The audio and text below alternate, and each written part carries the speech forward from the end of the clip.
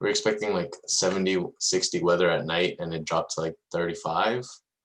And we didn't bring any like cold clothes, so that was probably my most miserable night of the entire trip. So then the next day, we made sure to like I went to the local town, which is just a small little town, and we got some blankets, some jackets. And the next night it was cold too, but I got to deal with it. And we went to another spot in Utah called Bryce Canyon, and they're actually lowered to like 26 and 27, so like below freezing. But I had like a lot of jackets and like blankets. I had like, because I just bought like souvenirs like I wanted to take with me. So it wasn't too bad, but it was still pretty cold. I never slept in like below freezing outside, because like everyone else around us just went into their RVs while we were actually, people even slept in their cars because they couldn't handle it, but we got through it. And yeah, we drove back, and it was too bad. We stopped by Las Vegas on the way back, and then yeah, I just drove back, and by the time we got to like Bakersfield, I noticed it started getting smoky, and the closer and closer we got to the Bay Area, like the air quality was just getting horrible. I was like, wow. Let's go back to Utah. Yeah. And like I saw like over the week, I guess my people had sent me pictures, like everything was orange here. Like the skies were red. It didn't even look real when I wasn't here. So yeah, glad I got that fresh air. How long was the trip? I think we left last Saturday and we came back, I think like really late Saturday night, I think. So about 7 days. Or was it Sunday morning? I don't know. Yeah, 7 days. So it was a long trip. It's very tiring. Awesome. Yeah, but I'm glad. Somehow you managed to take a math course for fun since the time you came back to the beginning of this meeting. Do you want to say a little bit about that? You're taking a math course for fun? Yeah, it's just like, what was it called? When I printed syllabus, I think it was called like, it's just about like mathematical thinking, like how to be a better mathematical thinker. I'm like, I do need that. Yeah, introduction to mathematical thinking, which I think like I have somewhat of a foundation in, especially like having gone through like Poyas and having an abstract math class. But I don't think it can hurt, because going on that trip, I just realized like I want to get into my PhD program, so like I got to start getting these gears grinding. So yeah, I want to like focus a lot, since I'm having this quarter off, on just building up like my math strengths, and then just moving forward with my life, the math strengths, and then also just applying to the PhD. Like I want to get that ball rolling and like get things in place, like trying to target out teachers for like letters of recs, or like just try to find out as much about I can and be in a good position, because I only have 2 years before I have to apply, or maybe 3, but I hope that's early enough to apply for PhD. But yeah. Awesome. That's really exciting. Make sure McNair's is on your calendar, right, Steve? Make sure you have that lined up, because Jeff, that's still going on for you too, Henry, the McNair's? Yeah, they always send like webinars, and like we do little cohort catch-ups. Awesome. The formal program has ended, and now it's basically continuing. Yeah, I mean, I have a literature review that is due for their own publication by the end of December, so they want to keep tabs on us for that. That's awesome. Yeah, I would love to get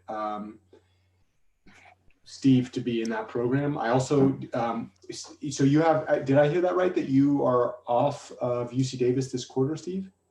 Yes. For COVID purposes? Just because I know we have 1 quarter where we're allowed to take a planned educational leave, and I'll take an online class, but I really don't think I'm getting my money's worth by taking it online. And I'm not necessarily in a rush, because I still have like years to go. Like I've waited like over 3 years to get back into Davis, and as soon as I got back, it was an online class, and just a shallow shell of an education of what I was like used to. So I'm like, why am I gonna pay full price or even more for like not a great experience? Like that's not like to take down or take anything away from the professors, because they try to adjust to it. Like no one could have adjusted, but I think I don't know, I deserve more, which is kind of like a radical thing for me to think. If I had like thought like 3 years ago myself, I would never think that, but now I think I just value me and my education in a different way. That's awesome. Henry, do you have a copy of Getting What You Came For, right, Henry? I don't, but you've pointed me to that book since our very first meeting. Yeah. So sadly, I can't stop by your house. Okay, good. Yeah, good. I'm happy to see that. I want to get you guys so I want to hear, so that's awesome. I have a ton of questions to ask you, Steve. I want to also hear how your week is going, Henry, because last time we checked in, you were in the middle of what I would call deep work, right? And so I want to hear how that's going and how you're feeling and all that stuff.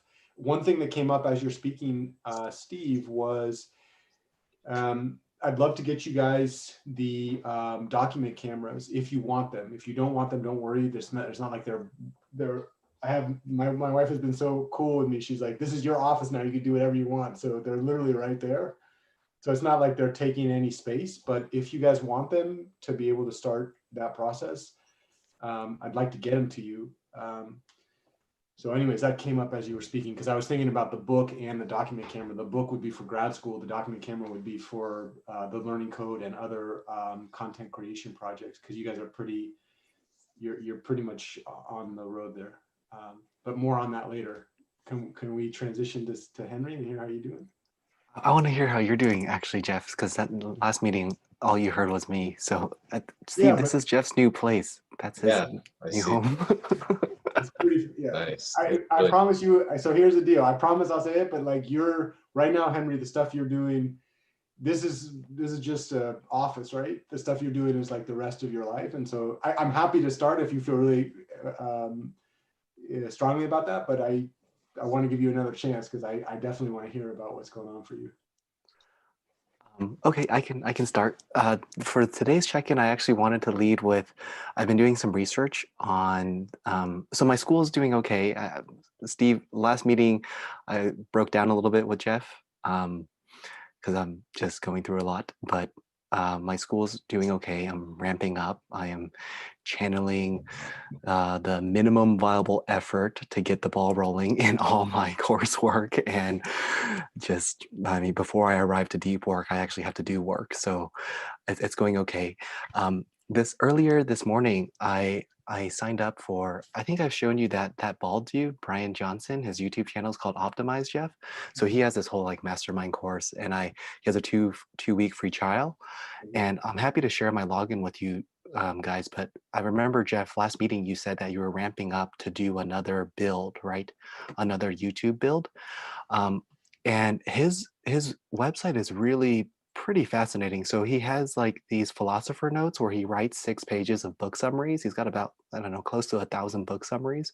They're not very good. Half of those 6 pages are actually him just quoting the authors, and then he writes a little bit.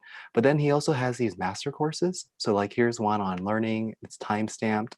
It's about 1 hour long each. And then he has workbooks and posters. He even has affirmations. And then his notes is that really rough sketch of I think I forwarded you one of these videos, right, Jeff, of him like talking through his notes with pointing his camera. So the structure, like here are all his actual classes. They're sorted by genre. And I was actually, it's kind of nice for a few reasons. Let me share the really quickly. So here's an example of one of his philosopher notes. It's about 6 pages long. Everything that is highlighted is actually the author's work. In this case, it's Newport's words. Everything else is just him writing a little bit. So this is nothing in comparison to you Kindling, Jeff, or some of the other blog posts that we read by other authors. What I also wanted to show really quickly, if I can find it. I can't find it at the moment, but I'm happy to share my login to that. I think it's pretty cool. Like he has workbook, posters, MP3 files, video lectures. And the workbook is basically like, I would say your Conquering College study skills worksheets, Jeff. Those are like kind of like his workbooks, but like geared towards whatever he's doing. So that was cool that he has everything packaged like that. And he's, he's created a lot. I think he sold his first business at 26 and it was related to performance and optimizing lives. So it's no wonder he's come so far, but I thought it was pretty cool that he's doing that. I would say late 30s, probably. Okay, so it's been about 14 years. Yeah. That's awesome, right? Because we could just steal his work, and then 14 years from now, we can compare our progress. Yeah, he has like probably close to 800 optimized coaches. So his company is called Optimize, but like around the globe. And then, but I mean, his audience is like middle management and employees and stuff. But it's cool to see him. Like he doesn't have a huge subscriber fan base on YouTube. I think under 200K, but clearly he's doing some good work in terms of providing value towards that group. Do you feel you're getting value out of it for yourself as well, in addition to the marketing and kind of strategy thinking? Big time, big time. I've never seen anyone package it so nicely, right? Like each of those master classes, the fact that he has workbook, MP3 file, he even has an MP3 file on meditation and affirmations, his own rough sketch of the notes. So he really is using everything that I think he's done in preparation for each of those master classes optimally. So awesome. I'm just on a two-week free trial. I don't. I'm probably not going to pay, but it's pretty affordable in that sense. It's only like $10 a month. That reminds me of the 1,000 True Fans thing. But it's just cool to see this model in this context because I think our curriculum build for the learning code, we can adopt some of the things that he's doing here. Yeah, for sure. I think we already kind of imagined it. It's just it looks like he has basically what maybe. If I hear this correctly, that is evidence of somebody that's doing that work in the space and has successfully leveraged a lot of the ideas that we've talked about. Because we had talked about the notes, we had talked about, you brought in the concept of the MP3 and the audio, the workbook, the videos, right? And to see that with somebody that's already, this is a question, not a statement, but I wonder to see somebody that's already doing that kind of reaffirms and validates some of the excitement that we've had internally about that approach. Big time. Yeah. Awesome. Yeah. So do you feel that you are, do you feel that you have guidance and support and, you're getting your needs met through your classes? Because I know 4 STEM classes is crazy, right? Yes, since the last time we've met, I've gone to at least 1 office hours for each of those 4 professors. I actually went to them in the earlier stages, but this time I brought content or material related to the course into those meetings. So yeah, that was really helpful. And I'm also I'm also creating forming my own study groups. It's hard because 3 of the courses, they don't allow private messaging. So if you're to chat, you have to chat to everyone. But it's getting there. It's getting there. How did it go when you brought the technical questions? Did you notice what did you think you did well, and what are some things that you struggled with? Start with the things you did well. I did well I prepped for probably at least an hour for all of those. I think some things that I struggled with is I felt this almost every time I went to tutoring last academic year, part of the Peer Connections tutoring group, which was we go really deep on one concept, but it's a never-ending balance of focusing on the process versus focusing the product, right? The product are the assignments that are due like this week. The process is what might arise on the midterm or the final. So there were moments in the tutoring session when I felt like we were going deep into one topic, and I know that even for that specific assignment, there's like 10 other things that I still need to cover. But that's just what it takes, right? That gets to the reasoning behind why we should calculate 4 hours for every one unit outside of that. Right? Yeah. Pretty brutal. Keep going though. So do you feel that you so like if you were to go back and do something a little differently, what's one thing? So basically what I heard you say was you were in office hours, you asked technical questions, which was new. That's a question mark. Do you feel that type of technical questioning is a new skill you're developing this quarter? Yeah, I have in the past, but not nearly as mindfully as this round. Awesome. So you're leveraging the material that you read in the question book, as well as some of the focus on deep work to develop a new strategy. So that's good, right? Let's give it a minimum of 8 weeks. So first and foremost, let's think about that as an 8-week process, right? Like at the start of it. And then, and I hear you say that one of the things that was really tough was when you would ask them trying to balance the difference between breadth and depth, right? So, one assignment has 10 different ideas on it. You could go deep into one, but the problem is that it's a constant trade-off, right? Because if you go deep into one, the other 9 of those you are out of support on, right? Did I capture that comment? Yeah. And one way I can improve on that for the future is prep even more beforehand, if possible, and outline the 10 if there's 10 for that assignment, so that I can go in with a more structured approach, kind of like an agenda, right? Like ideally maybe 5 minutes for 5 of them instead of 50 minutes for one. That's hard. Yeah. So in my PhD process, Steve, I want to get back to, because it goes back to what he's talking about right now. It actually relates to some of the stuff that this quarter, and I'd love to hear about your plan for fall quarter.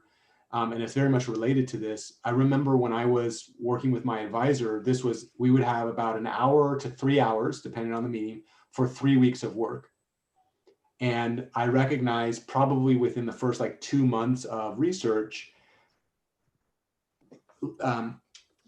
the teacher-student hierarchy in this, Steve, you are your own teacher this quarter, right? So you're going to set your own deadlines. And so it's a little bit interesting in that way. But normally, and it is true, teachers have a lot more power in your relationship than you have for multiple reasons. One of them is there's an asymmetric information exchange, right? So they have way more information about the material that you're studying than you do, because they've studied it for years, and every time they teach it, they get more information, and then they also leverage it for other things. So not only do they understand the idea way deeper, because they've just had many, many more years to marinate, but they also have intersecting knowledge bases on how that idea relates to other ideas in the field, which you may not have been exposed to yet. And so they have more motivation and way more experience. So that means when you're interacting, there's this huge information gap. But then the second thing is they actually have social power over us as instructors, right? They place a judgment on our learning, which is called the final grade in the class, that has a real societal impact in our immediate and long-term futures, right? And so a lot of times what happens in these office hours is it is so much easier for us to engage from the top, to think about ourselves in the lower position and them in the higher position, and then engage in that scenario. And I think we've talked about this before, but you're noticing how important, and Steve, the reason this relates to your part is because you don't have that teacher necessarily this quarter, but you will in the near future, right? And their goals won't necessarily be our goals, your goal individually. And so one of the things that you're learning to do right now, Henry and Steve, I definitely would recommend this as you develop, is upward manage. So what that means is we individually would maintain the hierarchy. So they still feel like they are in charge, but we are telling them what it is that we need from them. So an example of this in my own PhD research is I don't have it anymore, but I bought two whiteboards One of them was a little smaller than this. One of them was I think a 3 by, maybe it was that size, 4 by 5. And then I bought a 2 by 3. And I would, so I would have, when I went into office hours, I would have 2 different documents. I would have my handwritten documents, and then I would have the whiteboards, and I'd fucking bring the whiteboards with me into the, like, seriously, I would carry these big ass whiteboards down the halls of UC Davis, because what I would get gaslighted when I brought only my notes. I would try to audible what it is that I was saying, and he would fucking overpower me. He would be like, "No," and then we would spend 2 hours on stuff that he thought was important, and I would lose my track because I couldn't navigate the hierarchy that between the two of us emotionally out loud. But when I had the whiteboards, I could actually, he would get derailed on a particular thing and I could bring it back. I'm like, okay, I understand what you're saying, but that's not what I'm talking about right now. What I'm talking about is this line right here. So that it was a visual representation. Now I'm not visual representation of whatever thought that I needed. And the whiteboards had a progression. So I had whiteboard 1 and whiteboard 2, and I needed to, in the 3 hours or 2 hours or whatever, I needed to get through both whiteboards. So I didn't write all of the details. The thing that I would do is, the whiteboards were a highlight, and in my notes, my 14 pages of notes that were dated and timestamped or whatever, I would have every detail that I needed, so that if I got nervous, I could immediately counter with where, like, I could remind myself what that point was and where it came from. He didn't need to see all that. What I needed I needed visual cues so that I could get his mind on the exact things that I needed, and the background support, so that if he called me to account, I could immediately answer any question that he had. And then I had a top document, which was the thing that, so basically I would have like a one pager that I would copy for him, which was the agenda for that day. So the agenda marked with both of the whiteboards and my notes. And in that way I could control his mind. Now, I'm not claiming that you, in your undergraduate degree, in a class with 100 people, you're going to be able to capture that type of attention. What I am claiming, though, is that struggle that you're facing, that concept of, you go into these office hours and you have things that you want to get done, and then all of a sudden, like, you do a really good job of getting the deal, and then they just fucking run away with it, right? And I think that, you know, this gets into the larger approach to developing the education, which is, you know, so here's the analogy. Teacher in office hour is to student, so that interaction, as individual class is to education, or is to the degree, right? And let me rephrase that. So Steve, one of the major questions that I would have for you for this quarter, and I think you're probably already thinking about it because I heard evidence of that, but it's related to this type of thinking, which is, you know, when you're thinking about that goal for your PhD, and then the goal beyond that, and then you're thinking about how you navigate that institution, just like Henry is thinking about, like, making an agenda, thinking about all the topics, relating those in. I would also encourage and support, of course, what are some of the larger things that you want out of the degree that you're currently completing and that you will complete, to both set yourself up for your PhD and also launch after your PhD? And can you come up with a rough draft that you can return to at quarter after quarter, year after year, decade after decade, hopefully later, right?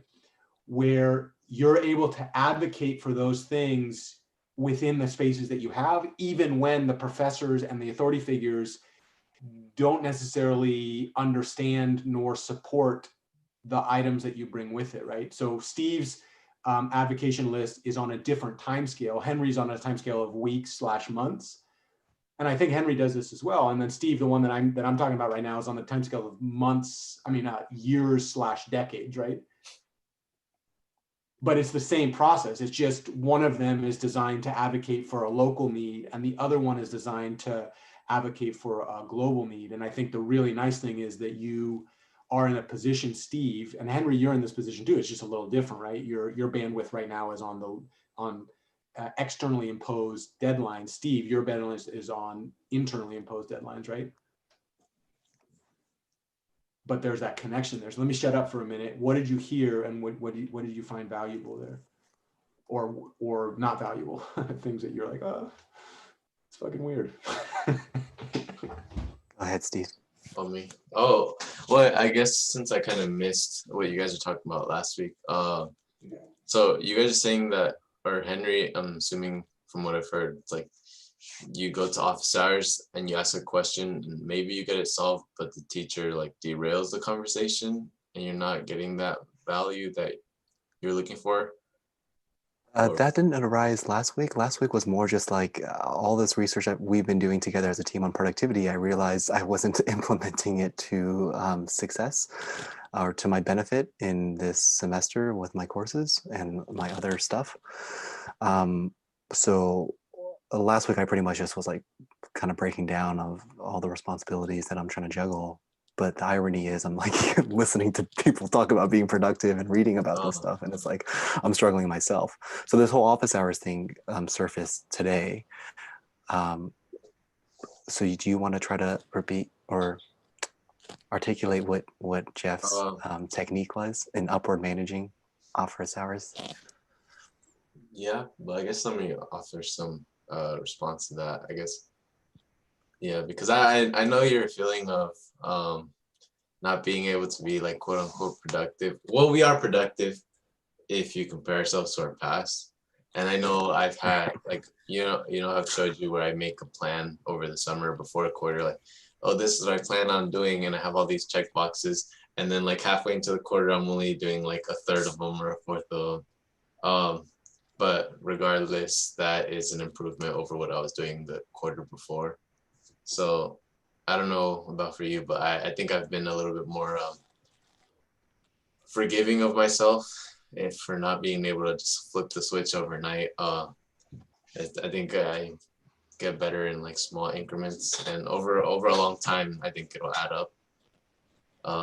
But obviously, when you're in the moment and you're like, but I got these projects to do, like I got everything to turn in, it's so easy to just get mad and be like, man, why is it just not working? Like I am one of the quote unquote, I'm working on productivity all the time and I can't even be productive. It's hard.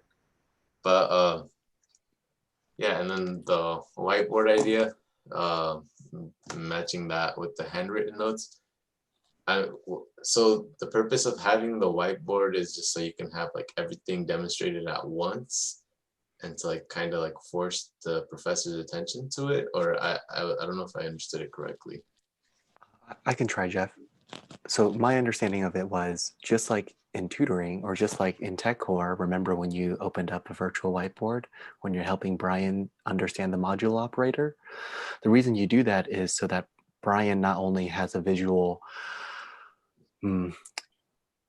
you're allowing Brian to visually interpret the words that are coming out of your mouth. Because if you just had, imagine if you had notes right in your own handbook, it's kind of hard to like lead Brian to read through your notes as you're talking. But also it's a pacing mechanism where you can immediately draw someone's attention back towards, in the context of office hours, the questions that we were bringing into office hours, right? So a perfect example of this is one of the office hour sessions, we were talking about ray tracing, like edges and vertices and triangles, and we're creating these mesh structures in my graphics design class. I had prepared for it a little bit, but we went on a pretty large tangent of like meshes in a more abstract, higher level conversation. So that wasn't actually necessarily directly helpful for my assignment, and I was okay with it in that sense. And like I made that calculation to not interrupt him and telling me context of meshes and how they became to be. But had I had a whiteboard to like draw his attention towards my writing, I would have likely been more successful. Yeah, I mean, I get I'm not claiming that's a practice. So the principle behind this is, I guess, it's up to us to control the attention of authority figures who are guiding our learning, or it's up to us to advocate for that and to do it effectively. And so that practice in my part was I used a whiteboard as a visual representation so that, most importantly, me, if I saw him going on a tangent, I had a way to ground myself because I could physically see, you know, if he's going on a tangent on point 2 of 50, within the first 3 minutes of that tangent, I can be like, uh-oh, this is not a good thing, right? And so I might be able to say like, okay, so I hear what you're saying about meshes. That's really interesting. One question would be, where could I learn more about that? And then the second question is, if I go back to the point that I see on this board, how is what you're saying related to that, right? And then it takes, instead of having to like argue, I literally, it's a visual trace where we're, you know, and he can kind of see like, you know, and that's what I would do in the first like 5 minutes or 2 minutes. I'd be like, okay, the goal for today is to get through these points, right? And so I guess the technique there is to upward manage and to do so effectively, right? And it doesn't matter how you do it. The whiteboard technique was my technique because I failed so many other ways, and ended up that the first time I tried it was a failure, but by the 7th time, I was having really effective meetings with him, not because of him, but in spite of him, right? And so I guess, you know, it doesn't really matter how you do it, but the point is like to constantly be thinking, how do I make this more effective for what I want to get out of it? And to realize that like the institution is not going to do that for you. And there's going to be many times where the institution is going to push back against you because you're doing things outside of what they expect, right? What they want you to do is just like bow and say, yes, yes, sir, yes, ma'am, right? Did that answer that question, Steve? I think Henry had it too. Yeah. And then you had mentioned, I think it was like to, I think, be conscious of like what I want from my degree going forward. And I don't know, I don't really know like how to even answer that. I'm like, well, I want the degree. That would be nice. Have you written that one down yet? No. Okay, can you write it? Yeah. I mean, I guess I would want the degree. I'd want the network of math professors and their wisdom. And I heard something like a PhD, right? Yeah. Okay, can you Well, write that? Well, I thought it was what I wanted from my degree. Or are you talking about the PhD degree, not the 4-year degree? Well, so question, I thought you said earlier that one of the things that you wanted after you finished UC Davis was to get into a PhD program, right? Yeah. Are those connected? Yes. Write that. Because it means that you're defining what it is that you want from UC Davis, right? Not only do you want your BS, but you also want your BS to lead to a PhD, right? Yeah. Okay. Can I make another suggestion? Write it down today. We're going to have you develop this. Yeah. Wouldn't it be nice to have your PhD fully funded? Yes. Okay, write it. Wouldn't it be nice to have an option of getting a master's during the PhD process? Yeah. Okay. And then wouldn't it be nice to have an advisor that was really supportive of you and your career goals without bringing their prejudgments into that relationship? So a really supportive advisor. Yeah. Okay, write that. Would you also like to have your undergraduate funded and be able to pay off loans? Yes. Okay. Henry, you might have some stuff that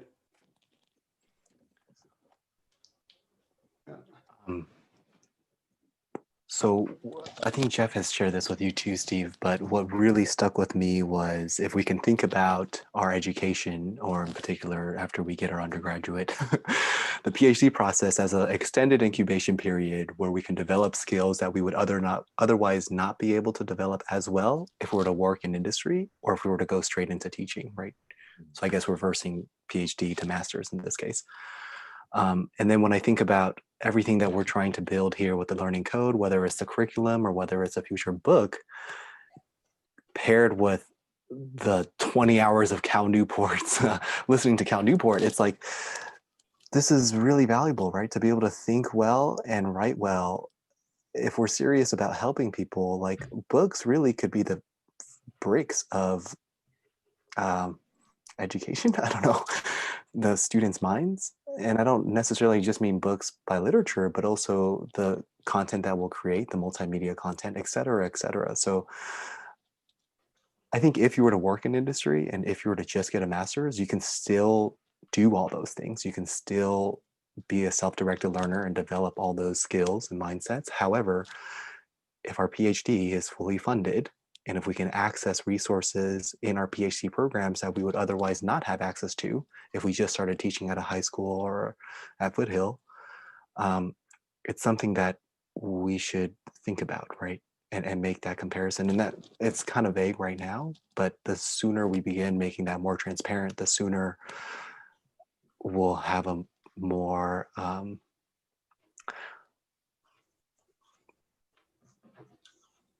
advised choice. So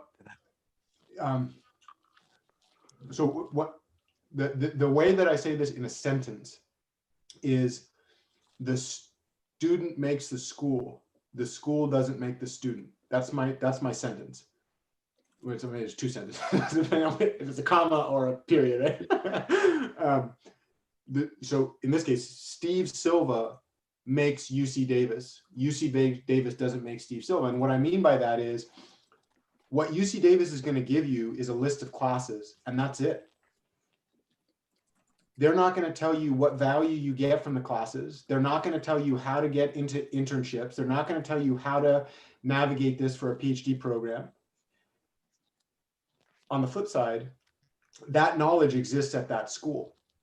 So if you come into every class and every interaction with that list that you've just written, I'd love to see it typed up as well, because I'm sure that I've heard more from you than we just listed, for sure. But if you have those things in mind, all of a sudden, and you have the idea that it is your job to upward manage. So Henry's upwards management has to do with assignments, tests for this semester, right? But Steve and Henry also is doing this as well. There's multiple upward management happening. But imagine your job now is not to control the professor's mind to get him to answer questions about assignment. Your job is to control the mind, the collective mind of the institution to solve the problems on that goal list, right? So every interaction you're having with the different professors and staff, et cetera, is an opportunity to start making progress on one of those goals. Now, not every person is going to be able to help you on every one of those lists. And sometimes you're going to have to play games to focus on a lesser, getting an assignment done helps for a class, which helps with a degree, which helps with the next stage, right? And so there is this like constant balance. But I think that's that engagement with the upward management thing, because when you bring that intention into those spaces and you really like work to materialize those goals, you're able to leverage your intellect and the questions that you ask and the type of looks, like, for example, do you remember when you sent us that email? I think it was to both of us about it was like a UC Davis opportunity that said, are you interested in teaching? And then they had this other thing. Mm-hmm. Why did that catch your eye? Because it was people who are interested in like education, which is right up my alley. Because you had a pre-existing interest that you had communicated to yourself, and that pre-existing interest correlated with the message in that particular document, right? Mm-hmm. So the way that another fast way to say this is, success is the intersection between opportunity and preparation. And so what I'm saying, every office hour is an opportunity. When we prepare and we put that opportunity in the context of our larger goals, we can succeed in that individual thing. And the same thing is true with education. Like when we individually have this list of stuff that we want to do, we've prepared prior to ever engaging, and then all of a sudden when the opportunity arises, we're able to pounce on it, right? Because we're waiting for that opportunity to come up. Yeah. So you're saying is like basically the windows of opportunity to like come and go. So like I guess what I'm trying to do this quarter at least, or what I feel like I'm trying to do is like be ready, prepare for when those opportunities come. And I have this quarter and to do so. And I guess, yeah, Rest of your life. yeah, the rest of my life. But this quarter, I kind of just wanted to like get my math game to the next level. And because I feel if I do want to get at least the attention of a professor, I have to be like a top performer. I mean, I feel like I'm building my way up there. I'm not necessarily there yet, but I'm getting there. And I feel like I'm getting there, and I feel like I'm really close. But I need to do some math in my free time, which is like something I never thought I would do in a million years. That's really exciting. Yeah, but it is exciting, and I do miss doing math. So yeah, and then also I really want to just get like a thorough like analysis of this book down, because I tried to read this in the past and it was just way too intimidating for me. But I think I'm at the point where like, I don't know, I think the window of opportunity for this book is open. Yeah, and I think the one of the points that I'm trying to make is for those large goals, write them in a really special space and return to those often, right? So that you can correlate the new information that you're getting with the larger goals that you have, right? And that's true for, you know, the conversation with Henry is that's large goal could be, I want to rock this office hour so I can save myself 3 hours of paying for each of these items, right? That's a large goal for sure, right? Or the large goal could be, I want to get a free PhD and be landed in my full-time position right after I finish, right? Those are different time scales. Yeah. I wrote on our doc a quotation of Steve saying, I miss doing math. September 15th at 2:30. Like, that's the first, I don't think I've ever heard a student ever say those words. Which is amazing. It's surprising to me too. And Steve, just real quick, like out of all, you know, I'm well connected with students, right? So when I hear you say that you don't think you're a top performer, but then me knowing the way that you approach math and the way that you teach math to your peers, you are well in the top performer echelon, bro. So just recognize that, like, I'm not, this is not lip service, right? I know. I feel like I have to be in the top performer in the eyes of the professor, though. I feel like maybe in the eyes of a student, I might be there, but from the professor's view, I'm not there yet. But I'll get there. One way for me to approach that pursuit is first week, go to office hours and just literally ask, like, what motivated them to become an educator, and say a little bit about why you're interested in becoming an educator, right? Because then you immediately stand out if you do that, if you approach that with authenticity and curiosity, right? Yeah. And then you can show them how amazing your notes are and how you talk about math. But that's one way, one strategy, I guess. Yeah. I've maybe been to just a couple office hours the last Davis quarter, but it's kind of weird through Zoom. It's not the same. Yeah. I know. More on this. This is open conversation, right? Like we're going to return to this multiple times. I do think that this conversation hits one of the themes that we've returned to multiple times throughout this. And, you know, I've been thinking a lot about it, especially Henry, after we spoke last week. So I think one of the reasons that I'm at a loss, I think there's some language that I need that I don't currently have, because it's the difference between, so in assimilating to a system, we often perpetuate the system, right? And I do think that a focus on grades, when professors focus on grades, they cause a lot of problems that are unnecessary. And so our team, the three of us, have talked a lot about the fact that grades can be very harmful. One of the reasons that I've gone there with you guys is because you're future educators, right? And because you're future educators, when we speak about that, I'm not speaking to you guys right now. I'm speaking to put that seed in your mind so that when you write your first syllabus and you're grading your first set of exams and some students gets an F, you're recognizing that that F actually represents a lot of hope. And actually, if anybody's judged, it's me as a teacher. When I give a student an F, that's on me. That's a policy failure, right? And I think that paradigm is really important to communicate with you all too, so you can hear me think about it, and then you guys can play with it. But so, and that's a system transformation paradigm.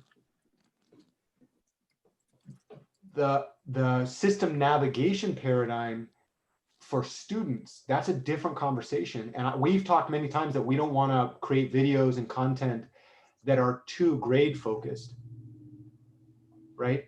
In other words, that we're sacrificing values for grades. And as I thought about this though, one of the things, you know, and you've heard me actually flip-flop multiple times on that.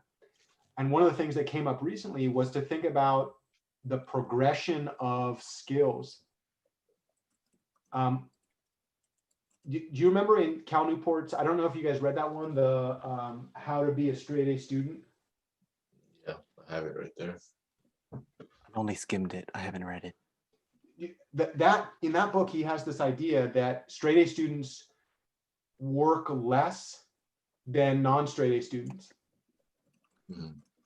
And so, and that they have this huge amount of time. Now, the way that he talks about that work is silly. I think that, like, in that book, it's, I would say a 20-year-old wrote it, and I think a 20-year-old didn't write it. So it's like that.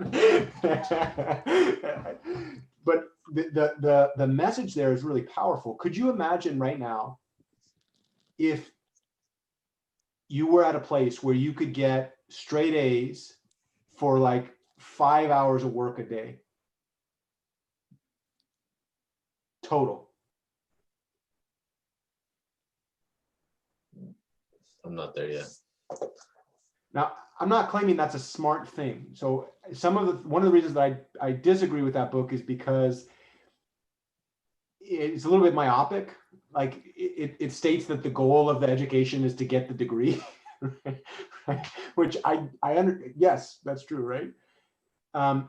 But the way that I in my own life, the way that I always think about this is, if I'm super effective at hitting the benchmarks defined by the institution in the way that the institution is expecting those things, right? Another way to say this is, if I, you know, in a class, if a teacher gives me a challenge to get a straight A, and then I can get that A well within the confines of my work, then what I do in my free time is my decision, right? And so what that means is I unlock this huge potential of you know, I can enjoy the privileges and rights and benefits endowed by the system in the pre-existing image of success, while simultaneously carving out space to do the things that I feel are really important.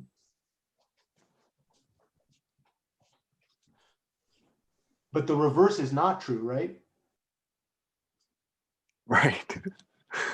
Right. That was I think that was why I was breaking down to you last meeting, right? Because the reverse is not true. Like, as much as I want to focus on values and think about system transformation and help students, if I'm struggling to navigate the system this term, I'm gonna crash and burn. Yeah, and that's really, and it's stupid. Like, let us say, first of all, that's a policy failure on the standpoint of the institution, right? Like, let's take that. Let us not judge Henry Fan for that pain that you're feeling, because it's not your fault. That's an institutional failure. But institutions are no more than the people. So personnel is policy. So your instructors are embodying that weakness in this institution and passing that psychological pain on to you. That when I say that is a perspective of us as power players, as you guys as teachers, because in the future, you will have the opportunity to make those changes. But it's system navigation. One of the things that I felt really, really important is to be able to empower students to get whatever grades they want. And oftentimes, if a student knows how to get A's and decides to get C's, to me, that's not a problem. The reverse is usually the hardest problem to solve, right? And I think that, like, that's one of the things that I think why it relates to one of the things that you encouraged me to do the other day, Henry, was I've been reading that book, How to Become a YouTube Influencer. It's going to be here tomorrow. I actually want you guys to read that. I don't know how I can get you the audio version of that. You don't have to read it for now. I will. The first 3 chapters of that book have some really, really good questions that I think we as a team should answer, all about. So Steve, you know, and Henry, those questions that we were just asking about Steve, about his education, like, what do you want? Mm-hmm. They have similar questions designed for a YouTube channel, which is freaking amazing. But one of the things that they said in that was YouTube, first and foremost, is a search platform. And like 90% of searches are to answer questions. And so he's like, one of the things that and it kind of changed the way that I thought about that, because I had been thinking a lot about YouTube as a mechanism to advocate for paradigm shifts. And I think that's important. In my math career, I don't mind doing that. But in the career of advocating for student empowerment, one of the things that I thought a lot about was, okay, well, what type of problems do students want to solve? Like, what type of problems do students need to solve locally? Globally, I think there's a deep understanding for most of us that we want to have a successful career, right?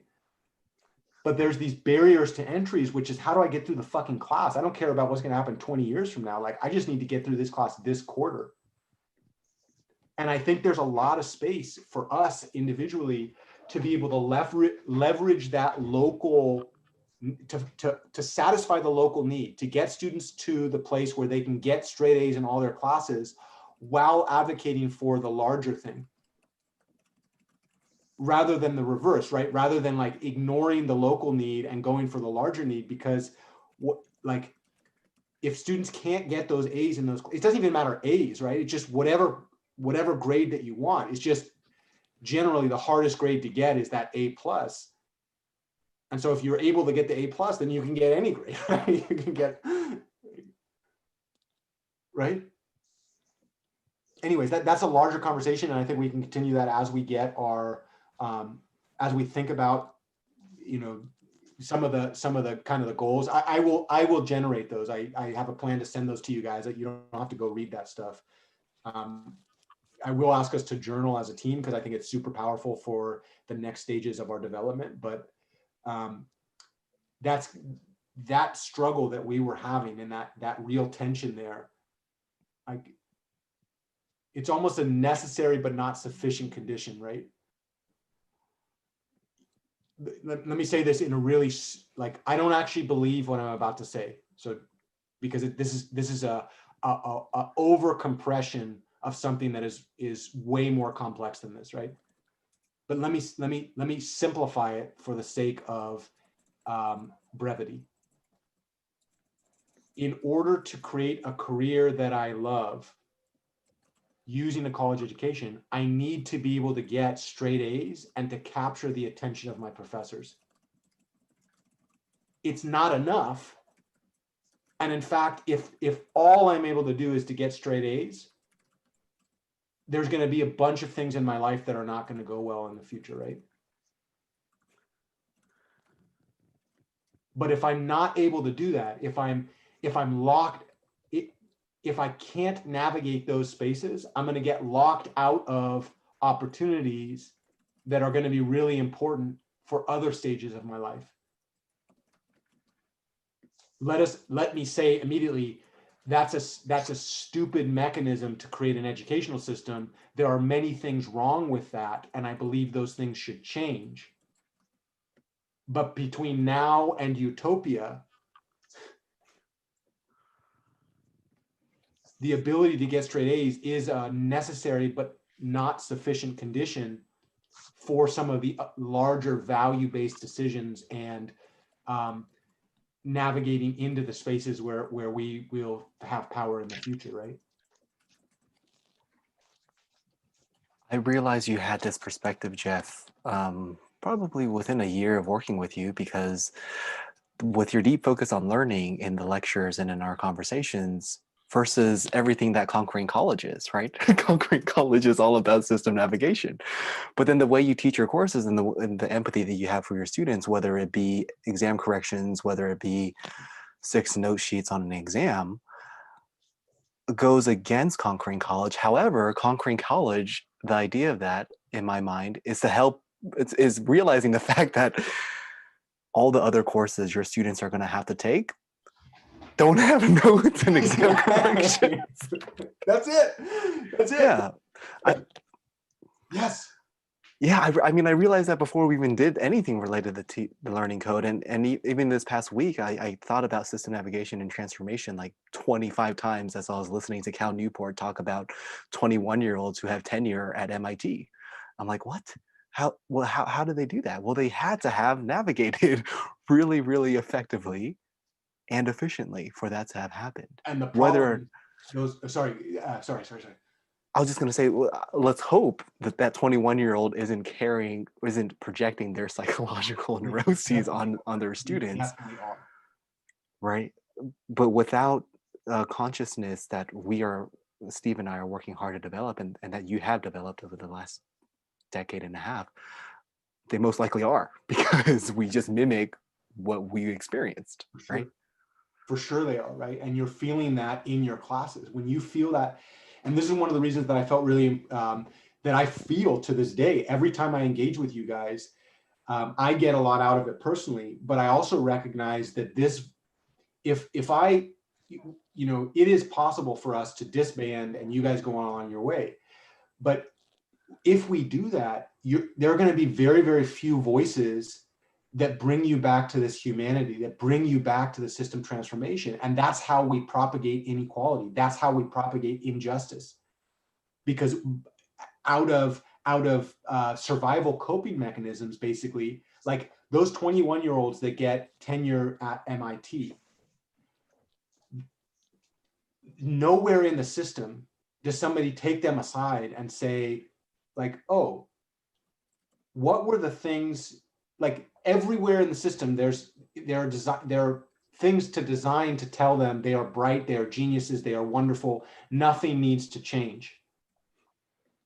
And what needs to happen is we need to measure other people's success based on your ideal, rather than we need to help heal you from many of the difficulties and injustices and sacrifices that you've made, so that when you meet people different from yourself, you're able to engage with them at their level, where they are, and recognize that they have a ton of wisdom and life experience that is just as valuable, if not more valuable, than the life experience that you bring to these spaces.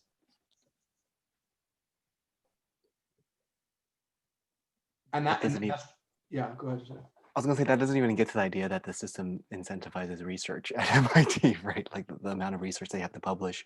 But in the comparison case, in that Future of Learning Summit, there was that really short story of the drug whisperer, right? And technically, well, I would say he is actually affecting our economy's GDP by getting people off drugs. But in our system of academia, he doesn't even have a transcript.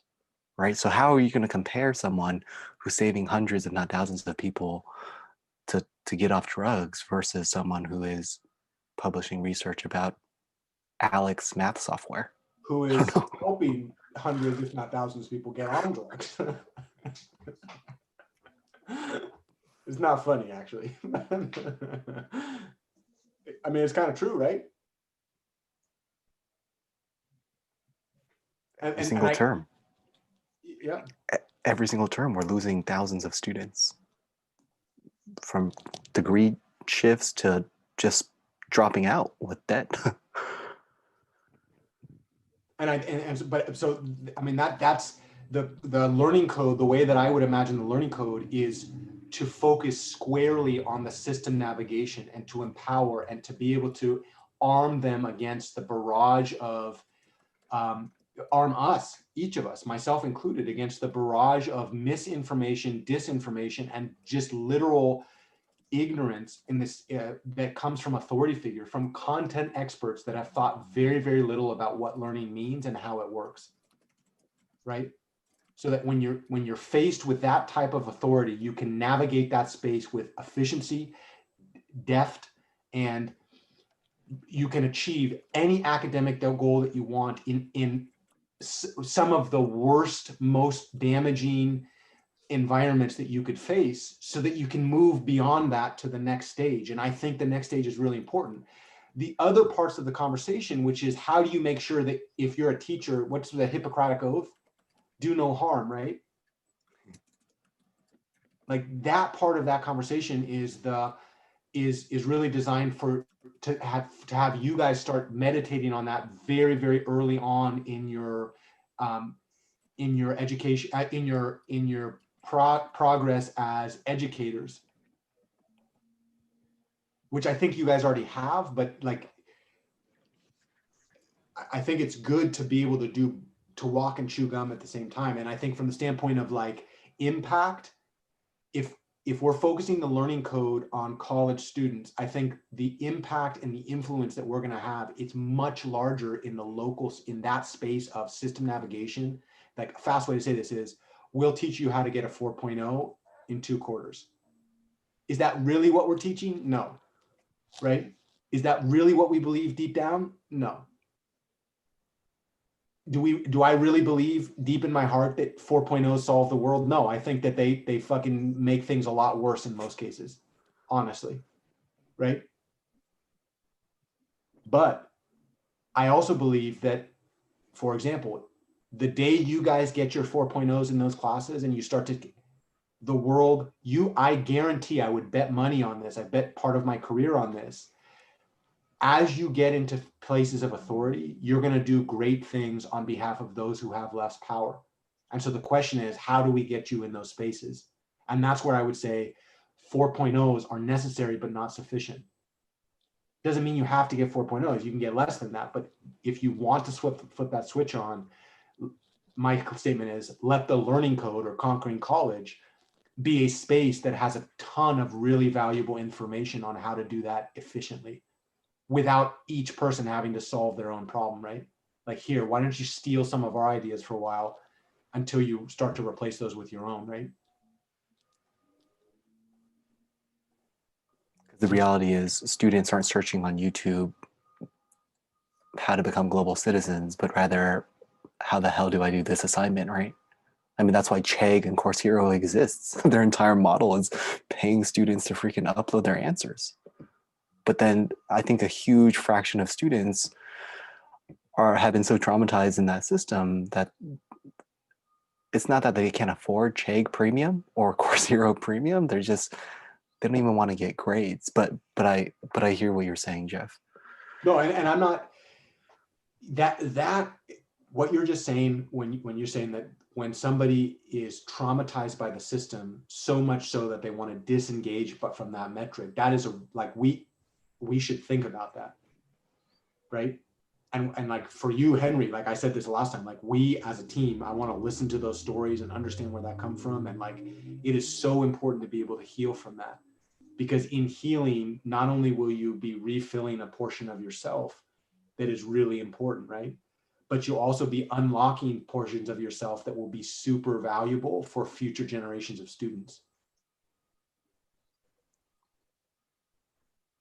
This is one of the reasons that I value, you know, if we were on a, so here's a fact. If we were on a football field choosing teams and I had that 21-year-old MIT professor and you guys, I would pick you twice every day of the week. You know, you remember that when you were a kid and people used to pick you on teams? I would look straight at that MIT guy and I would look at you and I'd be like, I want those guys.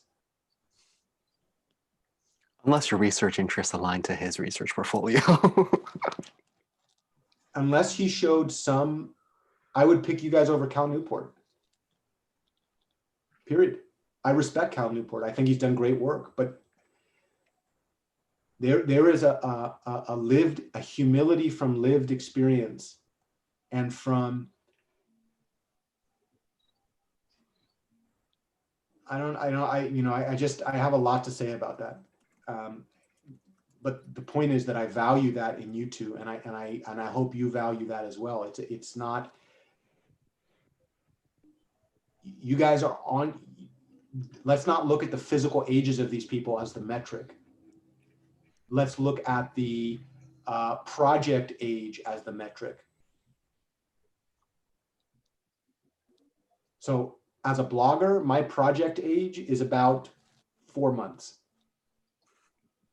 So 4 months, here's my question. 4 months into Cal Newport's blogging career, did he have as many views as I do now? I don't think so. And in fact, if I read his early shit, it's nowhere close to the value that I already see in my own writing. But that's not really fair, because then I'm comparing a 20-year-old with a 35-year-old. And so from that standpoint, I have to take my hat off and bow, right? Okay, good shit, man. You started this at 20 years old. Nicely done. But when I'm comparing for myself, recognizing that this, you know, like anyways, I just. And a huge difference between Cal Newport, even in his writing now, right? Well, he's no longer focused on students so much. However, when we can weave in the humanity aspects, when we can weave in the justice aspects into our curriculum, into our blog posts, that then is not even a comparison, to be honest. Honestly, what were you going to say, Steve? I see some deep. Oh, I had just pulled out the syllabus from the math class I'm taking, because the video I had sent in the chat was actually posted in the syllabus, and they have a sentence here where it's like, the focus is on learning as a result of experiencing the course, not the level of the performance. So I thought that kind of just really aligned with what we're saying, because to pass the class, you only need the 35%. So not saying I'll get the 35%, but just I really like how they put a focus on just like the individual's experience in the class, rather than you trying to be like a top performer. Because, and then it has some part, like it opens up with, up here it's like a news article on like, we hate math, says 4 in 10, or like a lot of Americans. And then it just shows like it's just people, like it's super ingrained really early, whether like you're a math person or you're not a math person, and then that like goes on, and I don't know, it's like an elitist culture in math and STEM. I think we've all like kind of noticed that. And then it has they try to base their philosophy, and then they have the example of the Michael Jordan quote, where it's like, I've missed more than 9,000 shots in my careers. I've lost about 300 games. 26 times I've been trusted to take the game-winning shot and miss. I failed over and over again in my life, and that is why I succeed. And I feel like that is such like that's not prevalent in what we see right now in like math. I feel like we're too focused on getting the grade and always being successful. No one really talks about their failures. Because I remember being with Henry in remember Henry, we were in the meeting room for, what is that group, the one that they're making the app for Foothill, and one of the people in the group chat like messaged me like, why are you always talking about like how you failed so many math classes? Yeah, that's right. Yes. And like I was never really conscious about that. I'm like, oh, I do talk about that a lot, but I was just explaining to him like, because all those failures made me who I am. Because I think it's just too, no one really talks about the failures. I don't know if it's because no one's made the failures, but I'm sure people have made failures. They just don't like talking about that. So I guess what I was going with. This is where I would say, to be able to counter that with scientific evidence that says mistakes are fundamental for learning, right? Mm-hmm. Like to be able to say like, oh yeah, by the way, here are, you know, if somebody's calling to question the authority there, like you could immediately counter back, well, why is it that you feel that failures are a bad thing?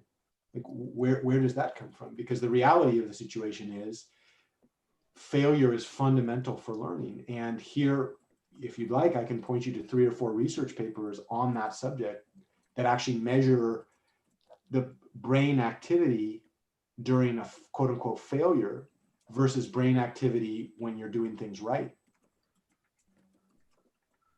Yeah. And I don't know. I think it is important that we just don't necessarily focus on the grade, even though I know that's what students want. That's what I wanted 3 years ago. Like just to focus, like, geez, look at my search history, like how to be a more efficient student, how to get A's, everything. But I think it really had to come down to like just changing the way I approach learning and education, not for the sake of getting through the next class, but making it meaningful. But then not everyone has that luxury, so it's kind of like, How do we do both? both of like getting the grades and making it meaningful. I mean, that's the problem we're trying to address, isn't it? Yeah. One way I see you doing that, or I see us doing that, is being transparent about the process, right? Those notes, Jeff's lecture notes that he uploads for his class, those handwritten ones, that's called being transparent to the process of what it means to understand a theorem, right? One way we can do that is we can choose learning objectives, assignments, or concepts in our classes, and literally make transparent all the things that are necessary to understand the material. But just real quick, Steve, that was a perfect example of you upward managing, because you had visual support, right, of the words that you were saying, and you were guiding us. So that's exactly what you need to be doing in your office hours, or even in tutoring, right? I don't know how many times my tutoring sessions have been derailed because tutors like to speak about stuff. So Yeah. that was a And good then example. just choosing the math class, like I think looking through the syllabuses of different courses, like I think this one like attracted me because like not only it was the math, but they had that section on the pedagogy and like what they thought. It wasn't just like some join us because we're some elite online thing, but they had a part on just like teaching, making mistakes and whatnot. I'm like, that's me. I'm a walking failure, but that's what makes me so powerful, you know? Yes. No. In the same way that Michael Jordan was a walking failure. Yeah. So, yeah.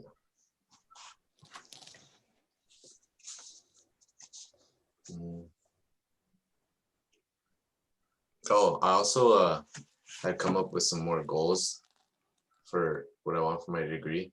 Awesome. But I don't know if those are, I don't know if this is within the area of a 4-year degree, but just like I want to find out what math research is. Like I don't know what that means. It's like a mystery. I tried finding on YouTube and people try to talk to me, but I still don't get what it is, because it's not like I can imagine it in chemistry or biology or something. It's in a lab.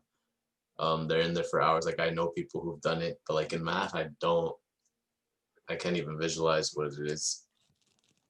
And then just getting a high, I think a GRE math score. So, yeah. Can you type those up and send them? Yeah, I will type those up. Yeah.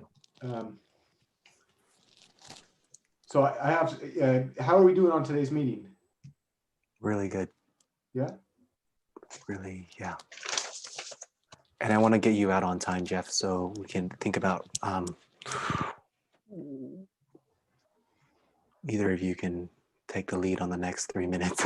Yeah. So what I wanted to show you. So basically, our home is going well. We've painted 2 rooms by ourselves. We're at some point I'll show you guys that this is pretty awesome. We've got like 4 working. This is all for working project support. I got 2 full ones over here. Like basically what happens with me is I just have more project support documents that I can fit into a single filing cabinet. And so I made that happen. And I have a bunch of office space, which has been really fun. One of the struggles that I'm having recently, I have 3 major projects that I want to get consistent on a daily basis. This is one of them. So one of the questions that I've had is, if I commit to blog posts, I want to do that consistently. And I think that's something that I'm not going to have you guys answer that question right now. What I'm going to do is try to model that for you guys and then have you all think about what that means. But one thing that I've been really struggling with is I haven't figured out right now, my life is, I'm I would say less stressful, not really, but it's less time constrained than when I'm teaching. And I'm still having a hard time consistently producing a blog post every X number of days. And so that's the next goal that I have, which is like, what can I do like 5 minutes a day on the Learning Code deep reading, and then make a commitment. If it's every 7 days would be amazing. If I could get one blog post out every 7 days, that would be amazing. But I've been failing on that.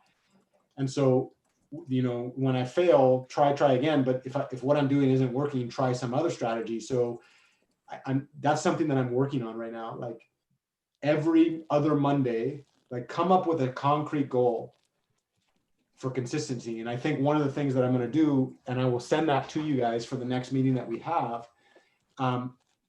I've been reading that book on the power of setting goals for social media platforms.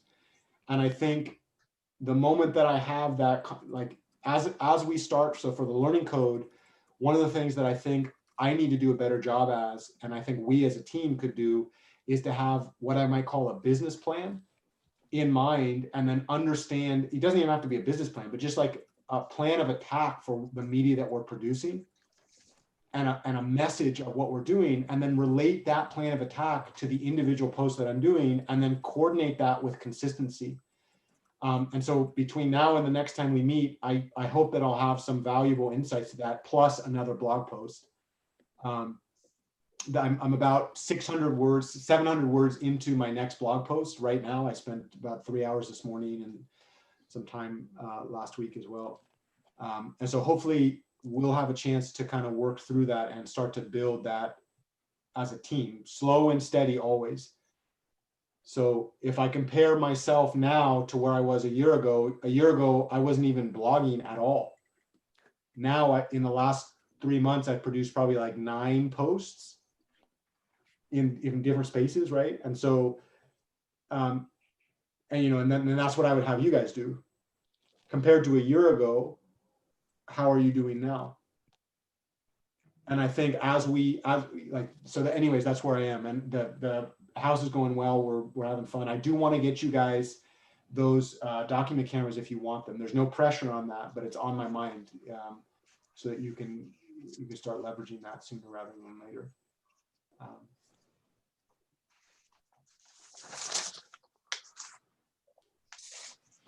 Awesome. Writing is so cool, Jeff. My experience with TechCore and my experience with reading through assignments and syllabuses recently, the ability to write well can solve so many problems, like so many, and can save so much time. If we as a team develop our skills, so let me ask you for you guys.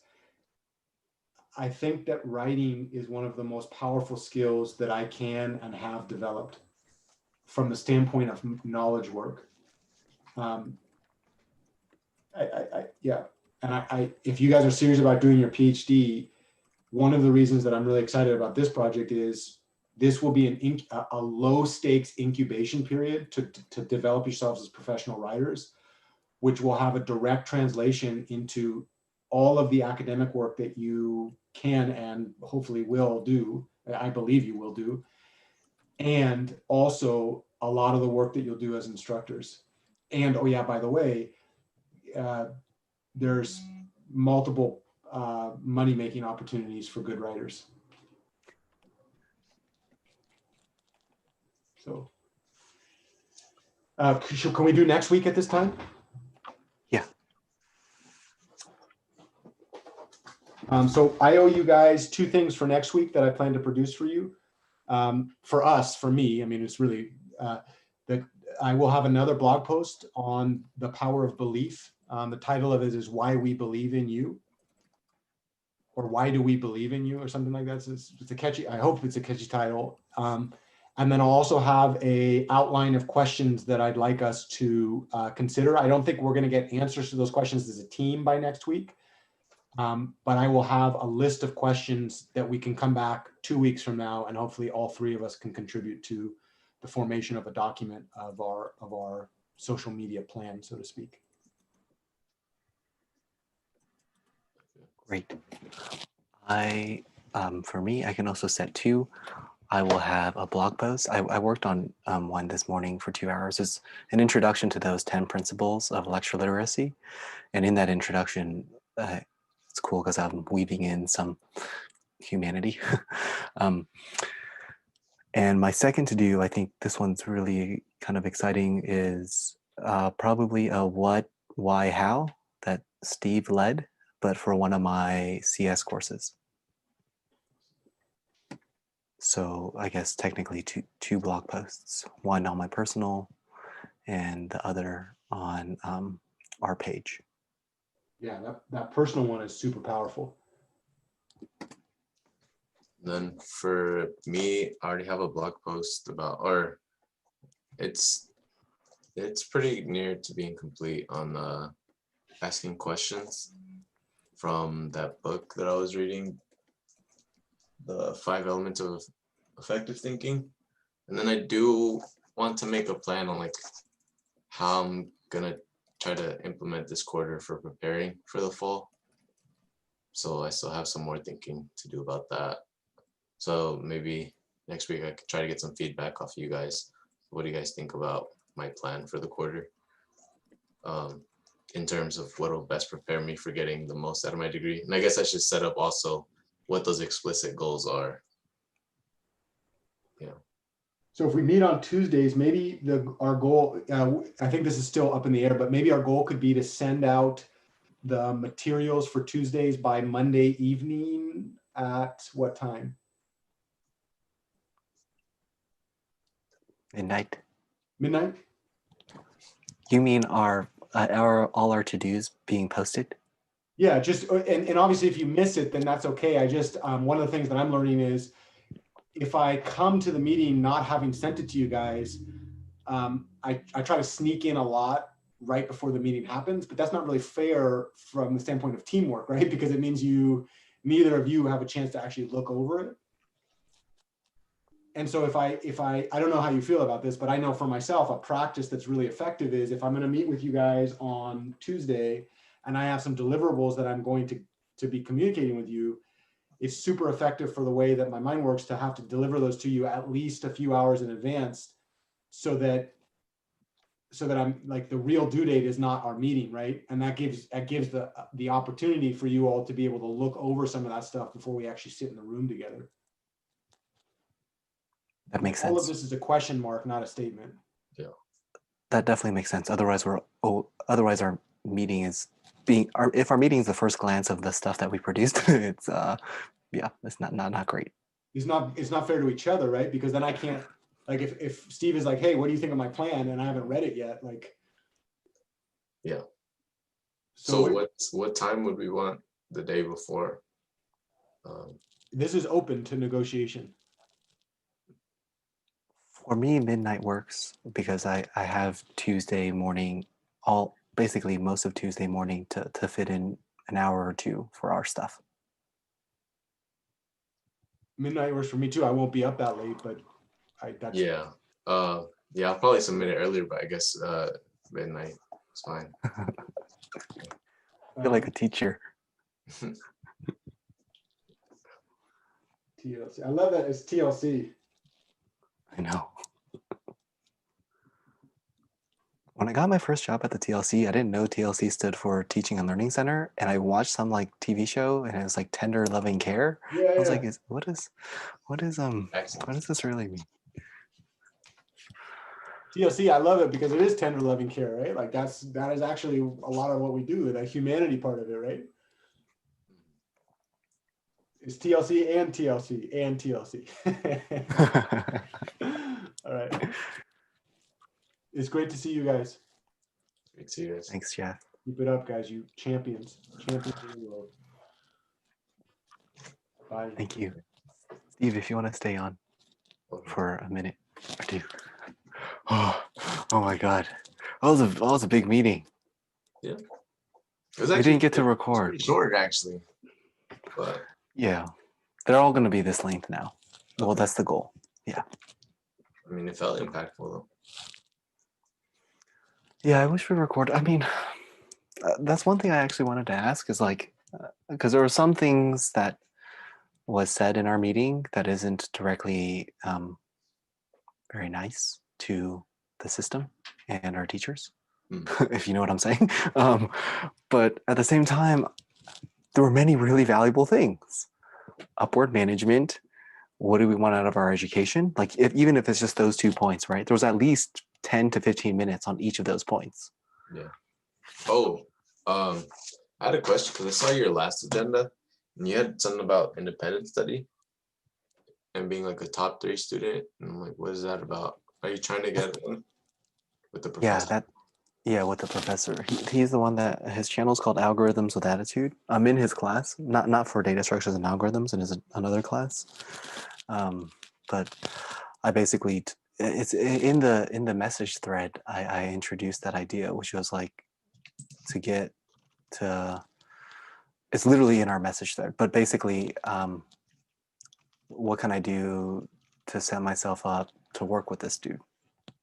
Because Jeff has shared with me in the past, what's it called? That he wants, he had said, I think either last meeting or sometime in the past, like the earlier we can begin creating STEM content videos, the sooner we'll get good at them. And I think the idea is basically, if we can create all of that before we land our first teaching job, that'll be huge. Like if we can create a subset or, a good amount of those videos. Oh, so you want your independent study to be like about like the video production and how he, just to learn from him, I guess. Okay. Yeah.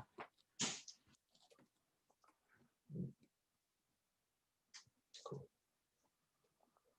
And you're Yeah. getting wrecked in your math, in your CS classes. Yeah, this is not even that. It's just, I got to focus on the basics, Basics are scheduling and committing to that schedule. If I can't commit to that, there's no way in hell I'm going to learn all that I'm being asked to learn. Yeah. But I have a lot. I have 2 research things going on, and I'm a part of the student success committee. So just those 3 things is like 10 hours a week. So then, where's all my other time coming from? Like my foundation with CS isn't very strong. So that was. Sure. I feel like, I mean, if you've been teaching it for a while, I feel like you got somewhat of a decent foundation, Yeah. Yeah, but it's like all those lectures, you know how those lectures are. They're not made to make you feel smart. They're made to make you feel like you don't belong, right? Yeah.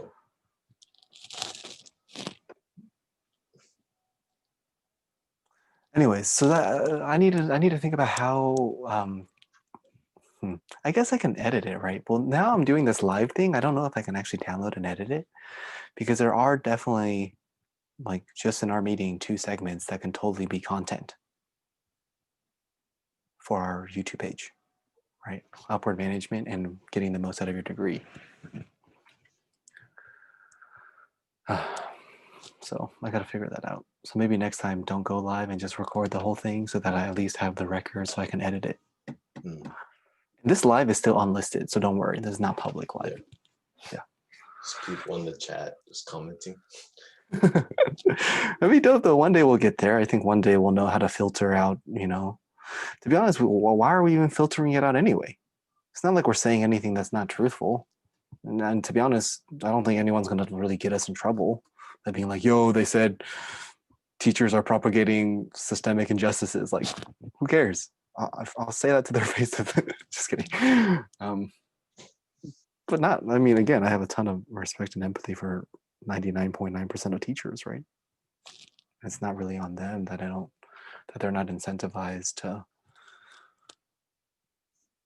It's not on them that they get 200 students dropped on their roster every single term. Yeah. That's not on them. So I don't know. I wish I could just make this public and then timestamp it. But I have a feeling that Jeff doesn't want to. Maybe that's to protect us because he has tenure, right? Maybe it's I don't know. I'll figure it out. All right, man. I'm going to prep for my next class. All right. I'm excited to read your blog post. I'll have it up soon. I got the, where did I leave it?